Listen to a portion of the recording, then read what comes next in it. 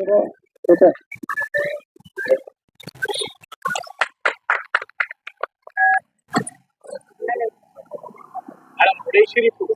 अंबेडकर, जोहार बाबू जगजीवन राम, जोहार महात्मा ज्योतिराव फूले.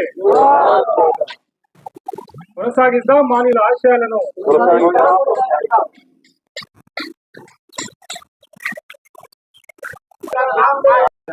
పెద్దలు అదేవిధంగా వేదిక ముందున్నటువంటి అందరికీ నా యొక్క శుభ మధ్యాహ్నం వేళ శుభాకాంక్షలు తెలియజేస్తున్నాను.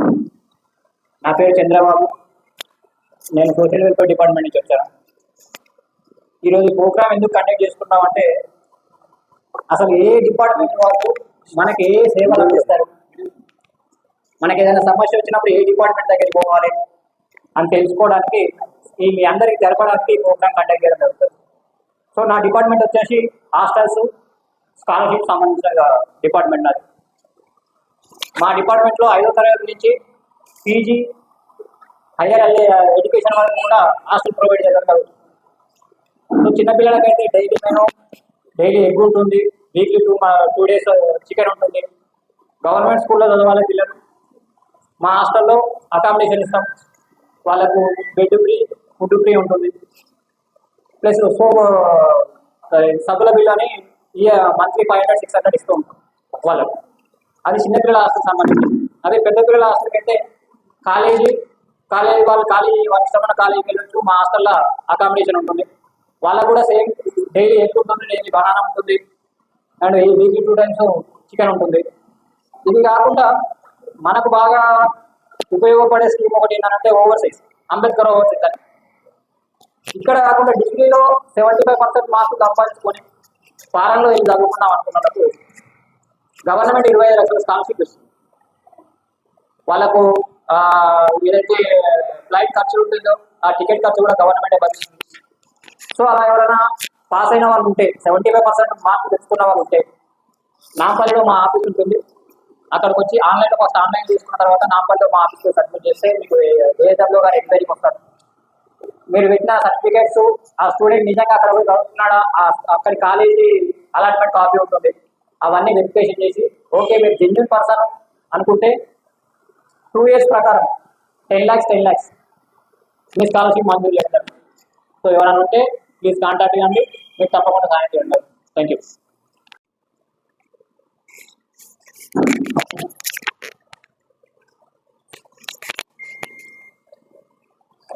పెద్దలు ఈ పౌర హక్కుల దినోత్సవానికి ముఖ్య అతిథులుగా విచ్చేశారు. వారు ఈ పౌర హక్కుల దినోత్సవానికి కన్వీనర్గా వ్యవహరిస్తున్నారు. మన బండ్లగూడ తహసీల్దార్ గారు కె ప్రవీణ్ కుమార్ గారు, అదే మాదిరిగా స్థానిక నాయకులు హైదరాబాద్ జిల్లా షెడ్యూల్ కులాల హక్కుల పరిరక్షణ సంఘం కన్వీనర్ అడ్వైజరు రాయల్ నరసింహారావు గారు,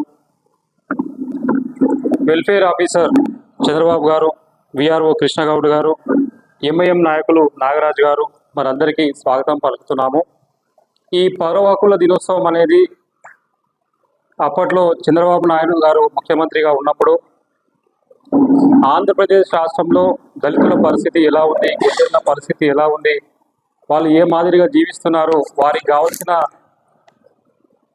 ఏవైనా రిలీఫ్ కానీ ఇంకేమైనా ప్రత్యేకమైన చట్టాలు కానీ తీసుకురావాల్సిన అవసరం ఉందా అని చెప్పేసి జస్టిస్ పున్నయ్య గారిని ఏకసభ్య కమిషన్గా చంద్రబాబు నాయుడు గారు నియమించడం జరిగింది. అయితే పున్నయ్య గారు తెలంగాణ, రాయలసీమ, ఆంధ్రప్రదేశ్, ఉమ్మడి ఆంధ్రప్రదేశ్ మొత్తం తిరిగి కొన్ని సిఫారసులను మన తెలుగుదేశం ప్రభుత్వానికి ఇవ్వడం జరిగింది. ఆ సిఫారసుల ప్రకారము 1 October 2001 నాడు క్యాబినెట్ సమావేశమైంది. జస్టిస్ పున్నయ్య గారి సిఫారసులను కొన్నిటిని జీవోలుగా తీసుకురావడం జరిగింది. అందులో వచ్చినటువంటి జీవోనే ఒకటి 128వ జీవో. ఈ 128వ జీవో ప్రకారం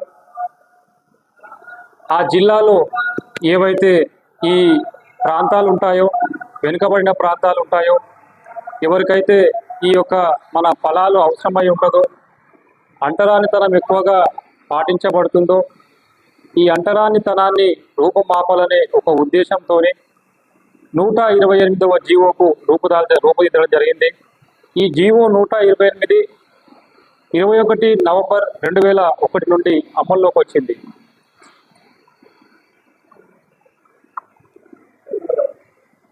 ఈ జీవో ప్రకారం ఎన్నిక చేయబడినటువంటి మండలంలో ఉన్నటువంటి ఒక గ్రామాన్ని తీసుకొని ఆ గ్రామంలో 2 గ్లాసుల విధానం ఉందా, లేదా అంటరానితనాన్ని పాటిస్తున్నారా, గుడిలోకి రానియడం లేదా, బడిలోకి రానియడం లేదా అనే దాని పట్ల చర్చించుకోవాల్సిన అవసరం ఉంటుంది.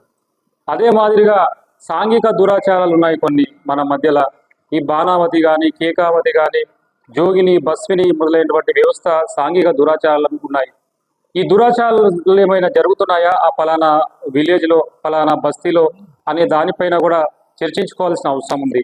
మరి ముఖ్యంగా ఈ కార్యక్రమంలో తహసీల్దార్ గారు, స్థానిక పోలీస్ అధికారులు, ఎండోమెంట్ డిపార్ట్మెంట్ వారు, మున్సిపల్ సిబ్బంది, అదే మాదిరిగా స్థానిక కార్పొరేటర్లు, ఎంపీడీఓలు, ఎంపీటీసీలు, సర్పంచులు, సమాజంలో ఉన్నటువంటి ఆధిపత్య కులాలు అందరూ కూడా సమావేశమై ముఖ్యంగా అంటరానితనం అనేది దూరం చేయాలి, ప్రభుత్వం అందిస్తున్నటువంటి సంక్షేమ పథకాలను ప్రజల దగ్గరికి తీసుకెళ్లాలి అనేది ఒక ముఖ్యమైన ఎజెండా ఈ యొక్క సివిల్ రైట్స్ డే అన్నమాట.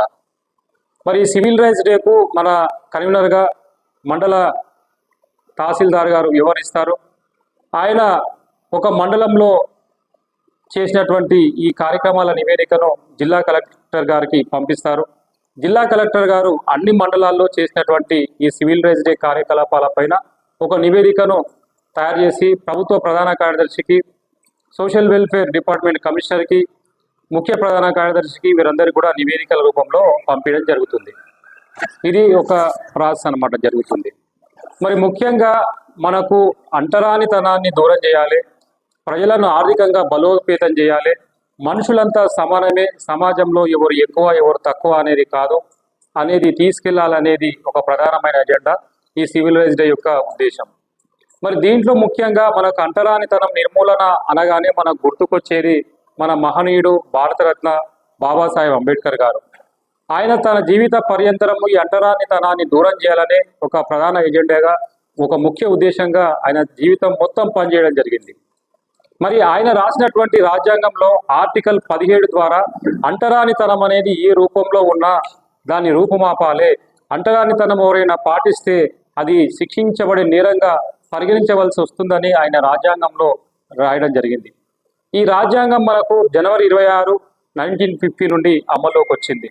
మరి రాజ్యాంగం అమల్లోకి వచ్చిన తర్వాత ఈ అంటరానితనాన్ని ఎవరైనా పాటిస్తే దాన్ని నిర్మూలించేందుకు తగిన చర్యలు తీసుకోవాలని చెప్పేసి మరి అప్పట్లో 1955లో అంటరానితనాల నిషేధ చట్టం అనేది ఒకటి వచ్చింది. ఈ చట్టమే 1977లో ప్రొటెక్షన్ ఆఫ్ సివిల్ రైట్స్ యాక్ట్గా మార్పు చెందింది. మరి ఈ అంటరానితనాల నిషేధ చట్టంలో ఎవరైనా ఎక్కువ కులం వాళ్ళు తక్కువ కులం వాళ్ళని కులం పేరు పెట్టి తిట్టినా, లేదు దాడులు భౌతిక దాడులు జరిపినా, ఇంకేదైనా చేసినా కానీ శిక్షలు చాలా తక్కువగా ఉండేవి. దీంట్లో 1 నెల వరకు శిక్ష మినిమం, 6 నెలల వరకు ఎక్కువ శిక్ష ఉండేది మ్యాక్సిమం పనిష్మెంట్. 100 రూపాయలు తక్కువ ఫైన్, 500 రూపాయలు పూర్తి ఫైన్ ఉండడం వల్ల, ఈ శిక్ష అనేది తక్కువ ఉండడం వల్ల భారతదేశం మొత్తంలో ఈ దాడులు అనేవి విపరీతంగా పెరిగిపోయినాయి. మన ఉమ్మడి రాష్ట్రంలో తీసుకుంటే అప్పట్లో కారంచేడు కానీ, చుండూరు కానీ, లక్ష్మీపూర్ కానీ, మరి భారతదేశం మొత్తంలో అనేక చోట్ల ఇలాంటి దమనకాండలు, హత్యాకాండలు, మానభంగాలు ఇవన్నీ జరగడం వల్ల అప్పట్లో విపి సింగ్ గారు దేశ ప్రధానిగా ఉన్నప్పుడు 125 మంది ఎస్సీ ఎస్టీ ఎంపీలంతా కలిసి ఎస్సీ ఎస్టీల హక్కుల పరిరక్షణకు, వాళ్ళ ధన మాన ప్రాణ రక్షణకు ఒక బలమైన చట్టం తీసుకురావాలని నిరసన చేసినందుకు గాను ఈ ఎస్సీ ఎస్టీ అట్రాసిటీ చట్టం అనేది 1989 సెప్టెంబర్ 11 నాడు అప్పట్లో ఉభయ పార్లమెంటులు ఆమోదించాయి. ఈ చట్టాన్ని 1990 జనవరి 30 నుండి అధికారికంగా అమల్లోకి వచ్చింది. ఈ చట్టం ప్రకారం ఎస్సీ ఎస్టీలను ఎవరైనా ఆధిపత్య కులాల వారు కులం పేరుతో దూషించినా, వాళ్ళ ఇళ్ల ముంద చెత్తర వేసినా, వాళ్ళను కొట్టినా, వాళ్ళు నడిచే దారిని ఆపివేసినా, వాళ్ళ పంట పొలాలను దహనం చేసినా, అన్యాయంగా కోసినా, ఈ మాదిరిగా ఎలాంటి చర్యకు పాల్పడినా, వాళ్ళను అమ్మాయిల పట్ల అమానుషంగా ప్రవర్తించిన, పురుషులను చంపివేసిన ఎస్సీ ఎస్టీ చట్ట అత్యాచారాల నిషేధ చట్టం 1918 అనేది వర్తిస్తుంది. దీని ప్రకారము వాళ్లకు మరి ఒక యావజ్జీవ కారాగార శిక్ష వరకు విధించే అవకాశం ఉంది. బెయిల్ కూడా రాదు. ఈ యొక్క ఎస్సీ ఎస్టీ అట్రాసిటీ చట్టం ప్రకారము ప్రజల్లో ఒక అవగాహన కల్పించాలి, వారికి రక్షణ కల్పించాలి, వాళ్ళకి సహాయ పునరావాస చర్యలు కూడా ప్రభుత్వము ఈ చట్టం ద్వారా అందిస్తుంది. ఈనాడు మనం ఒక చట్టం కోసం చర్చిస్తున్నాం. ఇది అవగాహన అంటే మన లోపల ఎస్సీ ఎస్టీ చట్టం అంటే ఎలా పనిచేస్తుంది, దాన్ని ఎలా మనము వాడుకోవాలని తెలియజెప్పడమే అవగాహన. ఒకసారి ఒక ప్రాంతంలో ఆ నేరం జరిగితే ఆ వ్యక్తికి ఎలా మనము సహాయం ఇప్పియాలి, ప్రభుత్వం ద్వారా ఎలాంటి గ్రాంట్స్ ఉన్నాయి, ఎలాంటి రిలీఫ్ ఉంది అని తెలియజేసేదే మరి ఈ చట్టంలో అనేక ప్రొవిజన్స్ ద్వారా మనకు తెలియజేస్తున్నారు. ఒక పోలీస్ స్టేషన్కి వెళ్ళినప్పుడు నాకు ఫలానా వ్యక్తి నన్ను ఎస్సీ ఎస్టీ కులం పేరు పెట్టి తిట్టాడు, అయినా కానీ ఎవరు కూడా చర్యలు తీసుకోవడం లేదని పోలీస్ అధికారికి చెప్తే పోలీస్ అధికారి ఎఫ్ఐఆర్ రిజిస్ట్రేషన్ చేయకపోతే ఆ పోలీస్ అధికారి పైన కూడా నిర్లక్ష్యంగా ఉద్దేశపూర్వకంగా నిర్లక్ష్యం చేసి ఎఫ్ఐఆర్ చేయలేదని చెప్పేసి ఒక సెక్షన్ 4 ప్రకారము పోలీస్ అధికారి పైన కూడా చర్యలు తీసుకునే అవకాశం ఉంది. ఎప్పుడైతే పోలీస్ అధికారి మీరు ఇచ్చిన ఫిర్యాదు పైన చర్యలు తీసుకోవడం, మీరు ఇమ్మీడియట్గా మన పెద్దలు ఎంఆర్ఓ గారికి, ఆర్డీఓ గారికి, కలెక్టర్ గారికి ఫిర్యాదు చేయాలి. ఎస్సీ ఎస్టీ కమిషన్ స్టేట్లో ఉంది, బషీర్బాగ్లో ఉంది, జాతీయ కమిషన్ కవాడ్ కూడా CGO టవర్లో ఉంది. మరి ఇలా మన ఎస్సీల కోసం పనిచేసే అనేక సంస్థలు ఉన్నాయి. ఎప్పుడైనా మన వాళ్ళకి ఎస్సీ ఎస్టీ అట్రాసిటీస్ కాంటెంట్స్ వచ్చే నేరం జరిగితే మనం ఇమ్మీడియట్గా పోలీసులను అప్రోచ్ కావాలి, ఎంఆర్ఓ గారిని అప్రోచ్ కావాలి, ఆ నేరం జరిగిన తీరును రాసి మనం ఫిర్యాదు చేయాలి. వాళ్ళు కనుక పట్టించుకోకపోతే సంఘాల ద్వారా మేమున్నాం పట్టించుకోవడానికి. మన ఎస్సీ ఎస్టీ కమిషన్లు ఉన్నాయి. ఇవన్నీ కూడా మన వాళ్ళ రక్షణకు మరి పెట్టినటువంటి సంస్థలు. మరి ఎస్సీ ఎస్టీ అట్రాసిటీ చట్టం ప్రకారము ఒక బలమైన నేరాలకు ఎవరైతే పాల్పడుతున్నారో ఆ నేరాలకు పాల్పడే వారిని అంతే కఠినంగా శిక్షించేటువంటి అనేక నిబంధనలు మన ఎస్సీ ఎస్టీ అట్రాసిటీ చట్టంలో ఉన్నాయి. కాబట్టి ఎక్కడైతే నిజంగా అలాంటి నేరం జరిగిందో అలాంటి వారి పట్ల మరి మనము తప్పకుండా ఎస్సీ ఎస్టీ చట్టాన్ని వినియోగించాలి. కానీ అయిన దానికి కాని దానికి ప్రతి దానికి కూడా ఎస్సీ ఎస్టీ అట్రాసిటీ చట్టము అనేది ఉంది కదా అని చెప్పి ప్రయోగించొద్దు. ఎందుకంటే ఈ యొక్క విచారణ సమయం అనేది 3 నెలలు ఉంటుంది. దీనికి ఐఓగా ఊర్లలో అయితే డిఎస్పీ గారు, నగరంలో అయితే ఏసీపీ గారు వ్యవహరిస్తారు.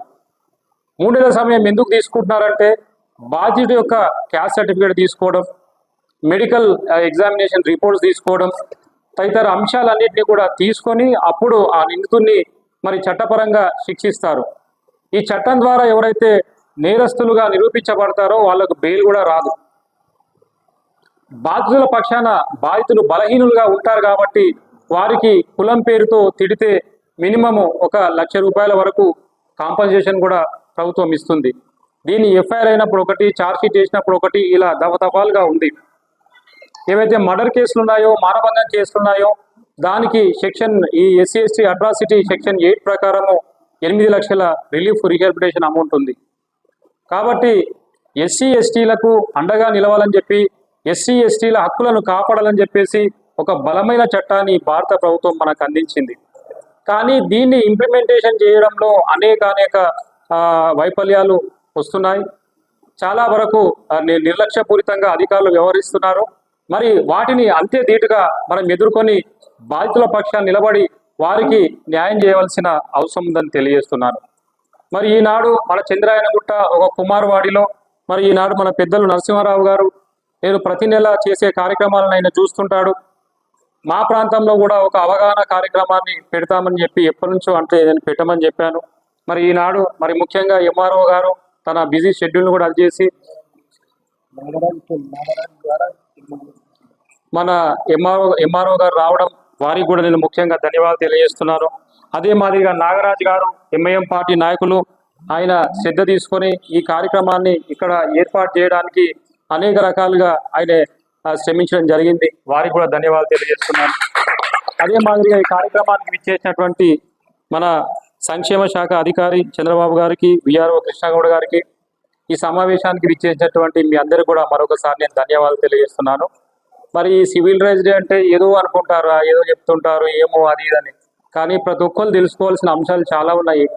పబ్లిక్ లేరు కాబట్టి నేను కూడా అన్ని డీటెయిల్గా చెప్పలేకపోతున్నాను. ఇప్పుడు మేము వాంటెడ్గా మాకు మేమై ఇంత శ్రమపడి మీ దగ్గరకు వచ్చి ఈ విషయాలు చెప్పాలంటే మీరు కూడా గ్రహించే స్థాయిలో ఎక్కువ సంఖ్యలో వస్తే మాకు ఇంకా చాలా విషయాలు చెప్పాలనిపిస్తుంది. మీరు ఒక అడ్వకేట్ దగ్గర పోయినా వీళ్ళు ఉన్నటువంటి సెక్షన్లు కానీ ఇవన్నీ కానీ తెలియవు. పోలీస్ వారు కూడా ఎవరు చెప్పరు. పోలీస్ వారు కూడా లీగల్ ఒపీనియన్ తీసుకుంటారు. పలానా సార్ ఇది పలానా సెక్షన్ వస్తుంది నేను చెప్తాను, కొట్లాడుతుంటాను వాళ్ళతో. సార్ లేదు లేదంటే మేము లీగల్ ఒపీనియన్ తీసుకుంటాం, మేము మేజిస్ట్రేట్కు కోర్టుకు పీపీకి పంపిస్తాం, అది వచ్చిన తర్వాతనే మేము సెక్షన్ పెడతామంటారు. మళ్ళీ పీపీ గారు పరిశీలించి అదే సెక్షన్లో పెట్టామని చెప్పి పురమాయిస్తారు. ఈ మాదిరిగా ఉంటుంది. కాబట్టి నెక్స్ట్ టైం ఏదైనా ఇలాంటి సమావేశం అయినప్పుడు ముఖ్యంగా యువతీ యువకులు భావి భారత కాలంలో మరి వారికి ఎంతో ఉపయోగపడుతుంది. మరి యువకులు ముఖ్యంగా అటెండ్ కావాలి. మరి పెద్దలు ప్రభుత్వం నుంచి ఇంతమంది పెద్దలు వచ్చారు. మరి ఇందాక మన సంక్షేమ శాఖ అధికారి చెప్పాడు ఈ అంబేద్కర్ ఓవర్సీస్ స్కీమ్ ఉందని. ఈ అంబేద్కర్ ఓవర్సీస్ స్కీమ్ కింద మేము చాలా మంది పిల్లల్ని పంపిస్తున్నాం. ఈ యొక్క స్కీమ్ కింద 210 మందికే సీట్లు ఉన్నాయి. స్టార్టింగ్లో ఈ స్కీమ్ పట్ల అవగాహన లేదు. అప్పట్లో ఎవరు అప్లికేషన్ పెడితే వాళ్ళకు మరి 75% మార్కులు లేకున్నా ఎట్లున్నా ఏమున్నా కానీ పంపించేది మన డిపార్ట్మెంట్. ఇప్పుడు అవగాహన పెరిగిపోయి 2000 అప్లికేషన్స్ వస్తున్నాయి ఆన్లైన్లో అంబేద్కర్ ఓవర్సీస్ విద్యానిధి పథకానికి. మేము మొన్ననే దామోదర్ రాజనరసింహ గారిని, పొన్నం ప్రభాకర్ గారిని వీళ్ళందరూ కూడా కలిసి ఈ సీట్ల సంఖ్యలు పెంచాలని చెప్పేసి మేము మెమరాండాలు ఇవ్వడం జరిగింది. ఎందుకంటే అవగాహన పెరిగి చాలామంది పిల్లలు విదేశాల్లో చదువుకోవడానికి ముందుకు వస్తున్నారు. మరి ఉన్న సీట్లు 210, అవి సరిపోతలేవు. ప్రతి సంవత్సరం 1000 మంది దాకా వెనక్కి వెళ్ళిపోతున్నారు. కాబట్టి సుమారు ఒక 800 అప్లికేషన్స్ అన్న ఇవి పెంచితే చాలా మందికి ఉపయోగం చెందుతుందని చెప్పేసి మేము ప్రభుత్వాన్ని ప్రతిసారి మేము అభ్యర్థిస్తున్నాము.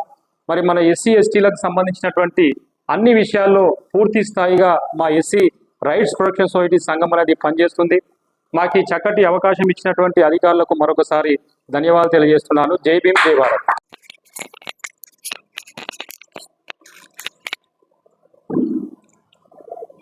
వేదికపై ఉన్నటువంటి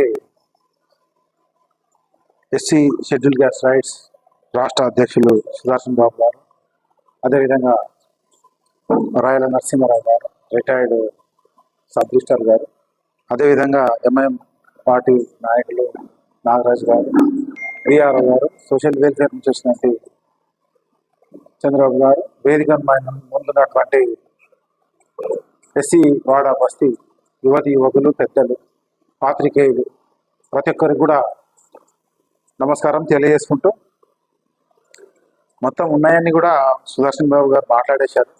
చెప్పడానికి ఇంకా ఏం లేవనుకుంటున్నాను. యువతి యువకులు ఇంకా ముందుకు వస్తే చెప్పడానికి ఇంకా చాలా అంశాలు ఉంటాయి. కాబట్టి చైతన్యం అనేది మన వాళ్ళకి రావాలి. ఇలాంటి కార్యక్రమాలు ఎప్పుడో ఒకసారి వస్తూ ఉంటాయి కాబట్టి దాన్ని సద్వినియోగం చేసుకోవాలని చెప్పేసి మరొకసారి తెలియజేసుకుంటున్నా.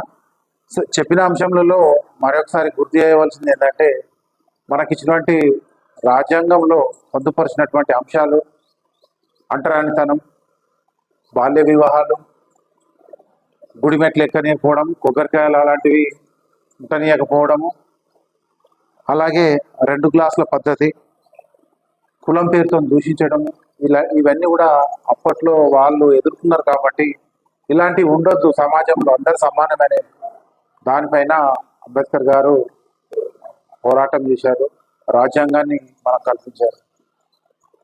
అదేవిధంగా పిల్లలు చదువుకోవడానికి ముఖ్యంగా భావి భారత పౌరులకి విద్య అనేది ప్రధాన అంశం. అదే విద్య మనకి గౌరవాన్ని చేకూరుస్తుంది, సమాజంలో విలువనిస్తుంది. కాబట్టి పేదవారైనటువంటి పిల్లలు మనకు ఇచ్చినటువంటి అవకాశాలను, షెడ్యూల్ హాస్టల్స్ ఉన్నాయి, ఉన్నత చదువులు చదువుకోవడానికి పీజీ వరకు అకాడమీ సెంటర్స్ ఉన్నాయి, ఐఏఎస్ అకాడమీ సెంటర్స్ ఉన్నాయి, విదేశాల్లో చదువుకోవడానికి కూడా మంచి సదవకాశాలు ఉన్నాయి. కాబట్టి మన పిల్లలు చదువుకోవడానికి ప్రోత్సహించాలి, తల్లిదండ్రులు వారిని ముందుకు నడిపించాలని చెప్పేసి ఈ విధంగా తెలియజేసుకుంటున్నా. అదేవిధంగా హాస్టల్స్లో గతంలో మంచి ఫుడ్ ఉండేది కాదు. మేము హాస్టల్లో చదువుకొని పెరిగిన వాళ్ళము, పురుగులు ఉండేవి, లేకపోతే ఏదో ఆ టైం తినేది.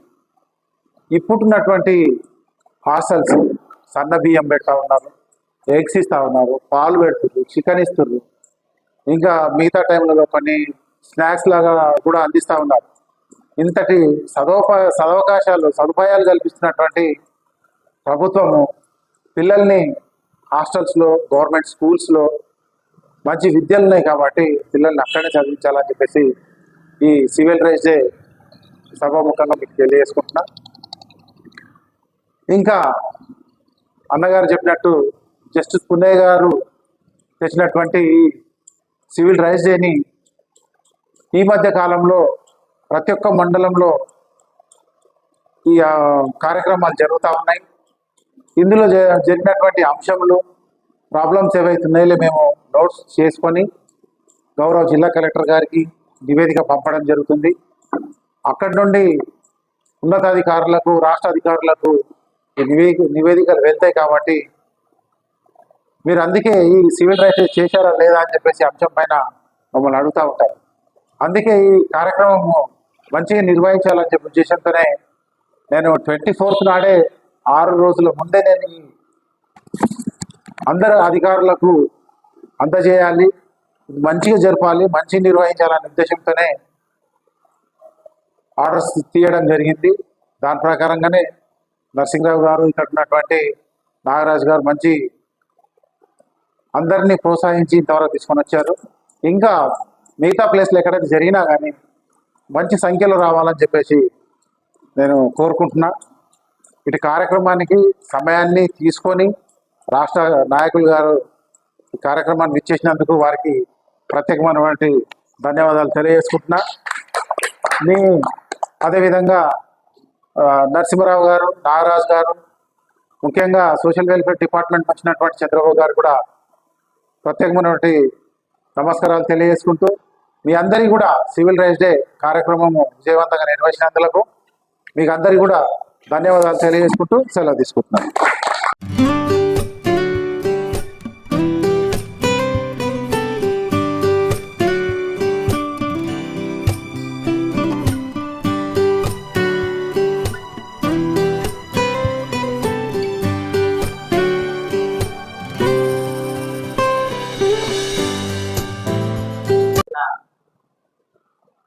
ఎంఆర్ఓ గారు అలాగే స్టేట్ ప్రెసిడెంట్ అయిన కృష్ణ గారికి ప్రత్యేకమైన ధన్యవాదాలు. ఫస్ట్ టైం ఈ బస్సులో మనం ఈ కార్యక్రమాన్ని నిర్వహిస్తున్నాము. కావున నెక్స్ట్ ఇయర్ కూడా తప్పకుండా చాలా గ్రాండ్గా ఈ కార్యక్రమాన్ని నిర్వహిస్తామని ప్రతి ఒక్కరికి మేము ధన్యవాదాలు తెలియజేస్తూ ఇక్కడ చేసిన మన బస్సు ప్రజలైన అలాగే సొసైటీ పెద్దలు నాగరాజు, సాయి గారు అందరికీ ప్రత్యేకమైన ధన్యవాదాలు. Thank you.